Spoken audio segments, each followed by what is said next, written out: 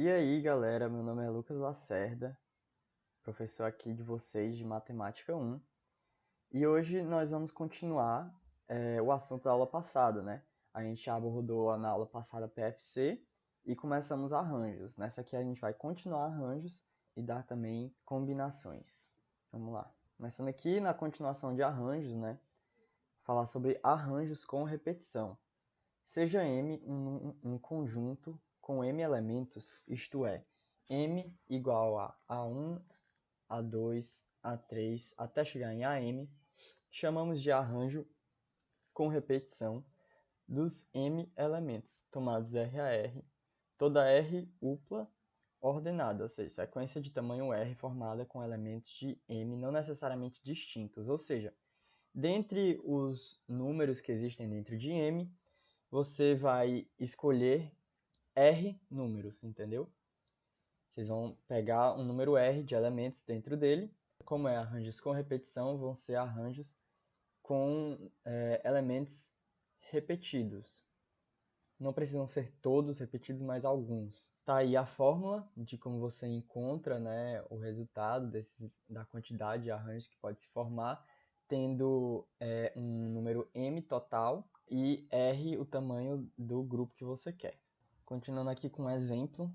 Quantas placas de automóveis compostas de duas letras nas duas primeiras posições, seguidas por 4 algarismos nas demais posições, sendo 26 letras do nosso alfabeto e sendo os algarismos do sistema decimal, podem ser formados? Ainda deram ajuda aí falando o número de letras do alfabeto, né? Mas, enfim, como é que a gente vai fazer isso aí?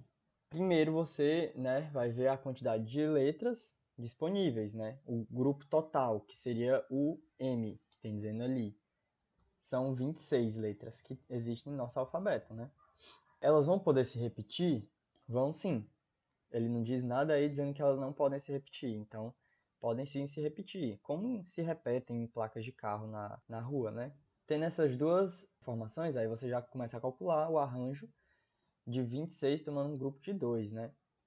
Que vai dar igual a 676 arranjos diferentes. Que é aquela formulazinha, né? Que é só pegar um e elevar ao outro. Posteriormente, vocês vão descobrir a quantidade de quádruplas de números que poderão ser utilizados nas chapas carros. E aí, como é que faz isso? Mesmo jeito, você pega, né, faz um arranjo com repetição de 10, que é a quantidade de algarismos, né, 0, 1, 2, 3, até 9, e 4, que vai ser o número de números na placa. Então fica 10 elevado a 4, que vai dar igual a 10.000. E agora, você multiplica. Você vai multiplicar 676 por 10.000, que vai dar isso aí, 6.760.000 placas diferentes que podem ser formadas. Terminamos então os arranjos, passar agora para as permutações. Seja M um conjunto de M elementos, ou seja, M igual a A1, A2, A3 até a N, chamamos de permutação dos M elementos todo arranjo em que R vai ser igual a N, ou seja, a sequência dos N elementos distintos em M. Ou seja, permutação vai ser basicamente um arranjo em que o número do grupo escolhido, né, vai ser o mesmo número do grupo total. Você vai fazer arranjos com todos os números disponíveis, certo? E como é que você descobre isso? Muito simples, acho que vocês lembram aí da definição que eu dei de fatorial na aula passada. Vai só pegar o número de elementos total, né, do grupo e vai ser esse número no fatorial, certo? Aí, outro exemplo para ajudar a fixar. Considere a palavra garfo e responda as seguintes questões. A. Quantos são os anagramas da palavra garfo? Certo. E B. Quantos são os anagramas que começam com a letra A? Vamos fazer a primeiro, né? Item A. Como as letras não se repetem, esse é um caso de permutação simples de 5 elementos. Né? Não tem nenhuma letra repetida na palavra garfo, são todas diferentes. Então vai ser uma permutação simples. Tem 5 letras, vai fazer permutação de 5, né, que é 5 fatorial, que vai dar 120. No item B, ele fixa a letra A nos anagramas. Então, todos os anagramas eles têm que começar com a letra A. Os que não começam com a letra A, você não vai calcular. Como é que a gente descobre isso? Você fixa a letra A no início e calcula as permutações com as letras G, R, F e O. Ou seja, vai se tornar uma permutação de 4 elementos apenas. Porque o A está fixo. O A vai ficar no primeiro lugar e ponto. O que vai mudar, o que vai ser alternado, vão ser só as 4 letras seguintes. Então, vai ser uma possibilidade para a letra A vezes a permutação de 4. Uma possibilidade vai ser 1 vezes a permutação de 4, certo? Que vai dar igual a permutação de 4, que é 4 fatorial, que vai dar igual a 24. Tudo bem? Passando agora aqui para permutações circulares. Chamamos de permutação circular a cada disposição possível de elementos dispostos ao redor de um círculo. Além disso, duas permutações circulares são consideradas idênticas se e somente se encontrarmos sequências iguais quando percorremos a circunferência no sentido anti-horário a partir de um mesmo elemento das duas permutações. Ou seja, galera, esse tipo de permutação é chamada de permutação circular porque você poderia botar ela ao redor de um círculo. Ela não tem começo e fim definido no grupo, certo? Você pode encontrar permutações circulares não necessariamente em círculos, mas geralmente estão em círculos, sim. E você encontra por essas duas formulazinhas que tem aí, né? Que são basicamente a mesma coisa, escrita de jeitos diferentes. Permutação circular de n vai ser igual a n fatorial dividido pelo próprio n, ou então n menos 1 fatorial. Permutações caóticas. Chamamos de permutação caótica ou desarranjo uma permutação entre os n elementos de um conjunto A, igual a A1, A2 até a n, onde qualquer AI pertencente a A não se encontra em sua posição original após a permutação. Então, essa aí é mais complicadinha, né? Não é à toa que o nome é permutação caótica, mas acho que vocês entenderam, né? Por exemplo, se você tiver 1, 2 e 3, o 2 não pode ficar no segundo lugar, nem o 3 pode ficar no terceiro, nem o 1 pode ficar no primeiro. Então, isso diminui o número de permutações, né? O número de possibilidades. Vai ser essa formulazinha. Zinha não, né? Essa fórmula aí assusta um pouquinho. Mas creio que essa permutação caótica não seja comum de cair nos vestibulares, pelo menos no Enem. Mas então, essa fórmula aí, dn igual a n fatorial vezes essa sequência aí até chegar no número n fatorial lá embaixo, né? E elevado a esse n lá em cima. Onde dn representa o número de desarranjos entre os n elementos de um conjunto. Já que ela não é muito cobrada, a gente já passa agora para outro tipo de permutação, permutações com elementos repetidos. Consideremos um conjunto M igual a A1, A2, A3 até a N, onde temos que x elementos são iguais a A1 e y elementos são iguais a A2.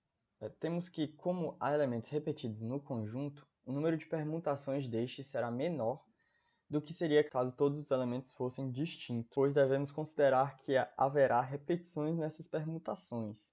Nós temos a formulazinha Pn e AB vai dar igual a n fatorial sobre a fatorial e b fatorial. Não sei se vocês entenderam, mas seria, por exemplo, você tem esse conjunto x1, x2, x3 até xn. E vamos dizer que nesse conjunto tenha 1 3 vezes, ou o número 2 duas vezes.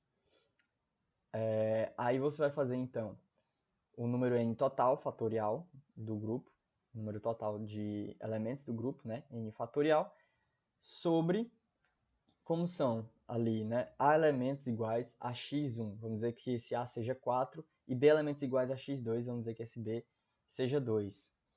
Então vai ficar 4 fatorial vezes 2 fatorial, certo? Ali embaixo.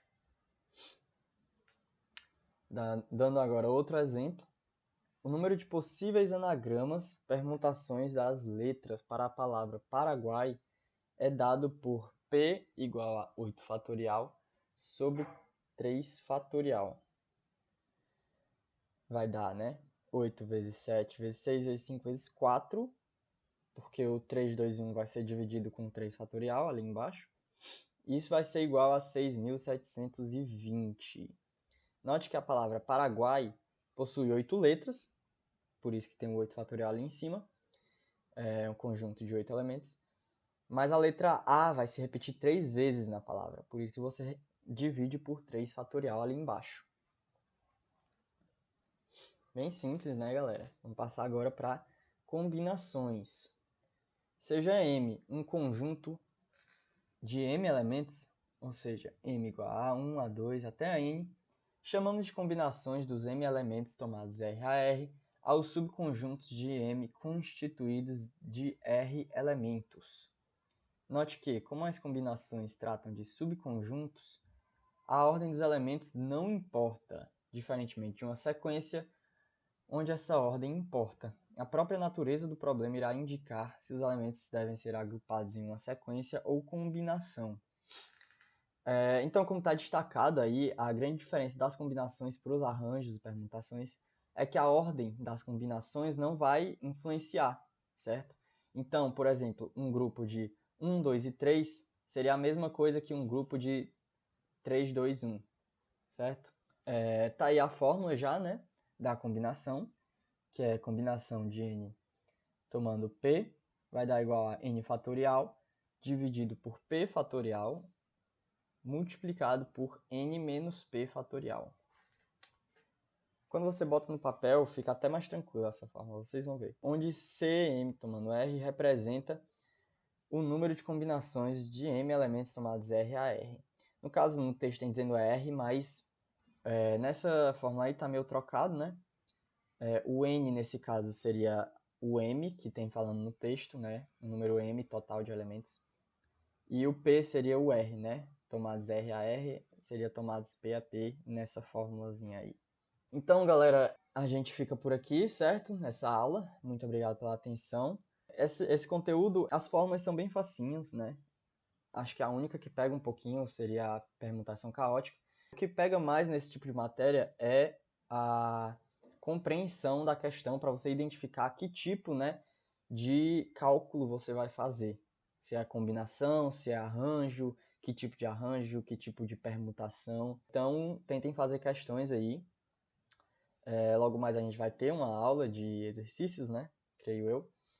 E é isso então, galera. Estudem, ótimos estudos para vocês. Nos vemos na próxima aula.